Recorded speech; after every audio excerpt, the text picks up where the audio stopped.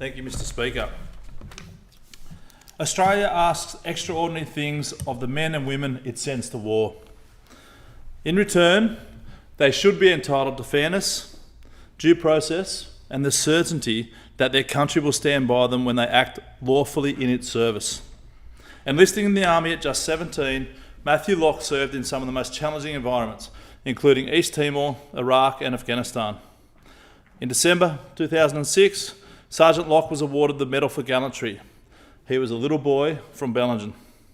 And less than a year later, on the 25th of October 2007, Sergeant Matthew Locke was shot and killed while on duty in the Uruzgan province of Afghanistan while serving with the Special Air Service Regiment.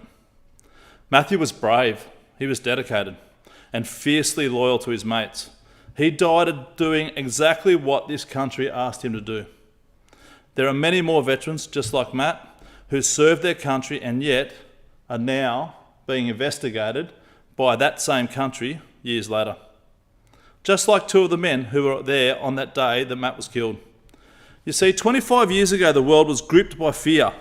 We lived through 9/11, the Bali bombings, and repeat terrorist attacks across the globe.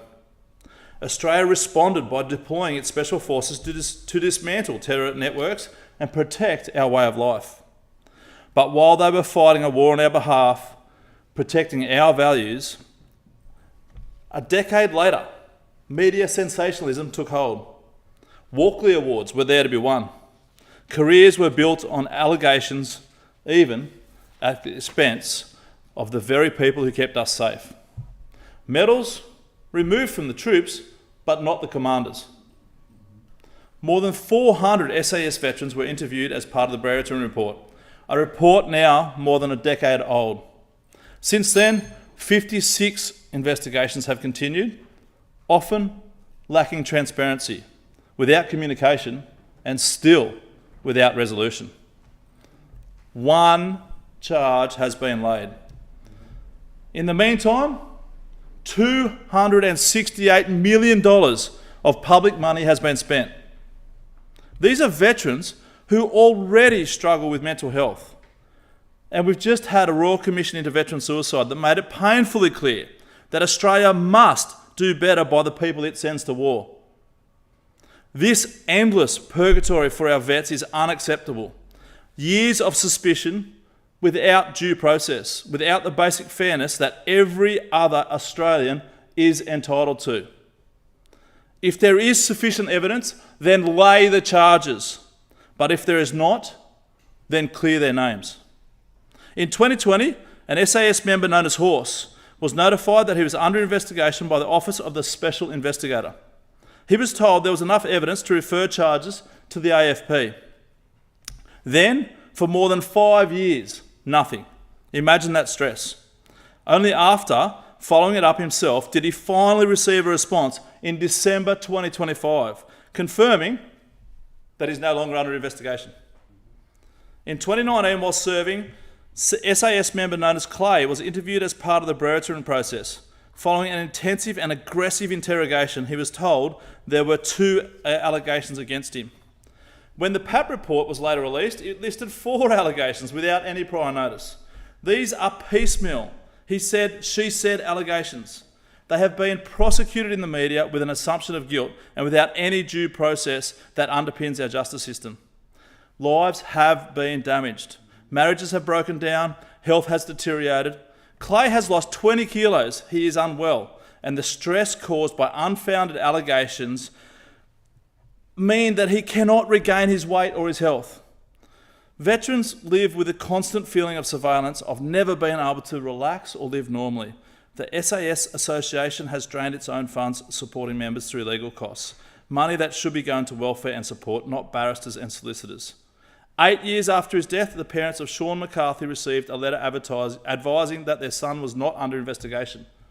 That lacks sensitivity and respect. These men answered the call when Australia felt unsafe. They followed orders, they operated within the rules of engagement, and they did what this country asked them to do, and what most cannot fathom to do. What message are we now sending to the next generation of soldiers? That if you serve, your country may abandon you. That allegations may follow you for decades without resolution. That senior figures walk away untouched, while those further down the ranks are left to carry the burden alone. This cannot continue for another decade. Can I just have one short little bit, mate? I am calling on the federal government to bring this to a conclusion, to finalise the work of the Office of the Special Investigator and properly deal with the legacy of the Brereton report. At 9 p.m. on the 26th of April, watch Channel 7. It is airing the Bravery and Betrayal documentary of the real result of the wastage of $268 million ending in a witch hunt. It's also available on socials. Lay the charges where evidence exists or clear the names of those who are brave enough to protect us. Give them their medals back or remove them from the commanders as well. Anything less is a betrayal of the men and women who are brave enough to fight for Australia when we ask them to. Thank you. I call the Parliamentary Secretary in reply. Speaker, very briefly, I'd like to thank the member for Oxley for making that private member statement, which is very valid and legitimate.